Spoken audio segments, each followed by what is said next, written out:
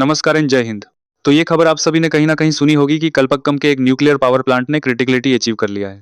लेकिन ये टर्म थोड़ा हार्ड सुनने में लगता है, तो हम आज हर एक की पॉइंट्स को आसानी से समझेंगे, जिसमें सभी स्टेज के साथ साथ ये भी देखेंगे कि इसका इम्पैक्ट क्या होने वाला है, होमी भाभा का क्या योगदान रहा है, और सबसे ज़रूरी आखिर थोरियम का ही इस्तेमाल क्यों किया जा रहा है।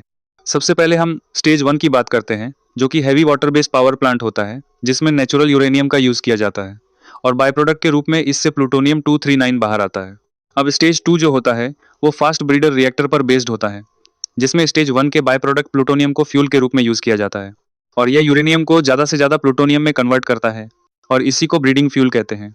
स्टेज 2 में ऑपरेट करने वाले न्यूक्लियर पावर प्लांट का सबसे बड़ी खासियत ये होती है कि वो जितना फ्यूल कंज्यूम करती है उससे ज़्यादा फ्यूल प्रोड्यूस करती है, और ये करने वाला भारत पूरे वर्ल्ड में सेकंड कंट्री बना है।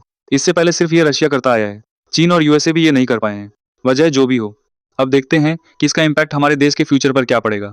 देखिए, सबसे बड़ी बात, हमारी डिपेंडेंसी कोल पर खत्म होगी, जिससे कार्बन एमिशन लो होगा, एनर्जी सिक्योरिटी बढ़ेगी और हम नेट जीरो को अचीव करने में और आगे बढ़ेंगे। अभी हम जहां अपनी एनर्जी कंजम्पशन का आधा कोयले से निकालते हैं, वहीं तीसरे स्टेज पर पहुंचने के बाद हम क्लीन एनर्जी पर ज़्यादा डिपेंड करेंगे, जिसमें हम थोरियम का यूज़ करेंगे। अब तक आपके मन में भी ये बात उठ रही होगी कि आखिर थोरियम का ही यूज़ क्यों किया जाएगा। तो इसका जवाब है कि एक तो इंडिया के पास सबसे ज़्यादा थोरियम के रिजर्व मौजूद हैं। दूसरी बात की कि ये ज़्यादा सेफ है, और तो long term radioactive waste भी कम होगा इसके यूज़ करने से, और यही वजह है कि थोरियम यूज़ किया जाएगा। और आज हम जो इतने आगे बढ़ पाए हैं, इसका पूरा क्रेडिट जाता है हमारे होमी जहांगीर भाभा को। ये 3 स्टेज प्लान आज का नहीं बल्कि 70 साल पुराना उनका ही बनाया हुआ है। वो तभी जानते थे कि भारत के पास यूरेनियम बहुत ज़्यादा नहीं है, लेकिन थोरियम के रिजर्व हैं। इसीलिए उन्होंने ही इसका शुरुआत किया था, जिसके लिए हम सब उनके आभारी रहेंगे।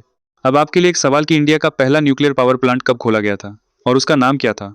जो भी इसका सही उत्तर देगा उसके आंसर को मैं पिन कर दूंगा, ताकि बाकी लोगों को पता चल सके कि सही उत्तर क्या है।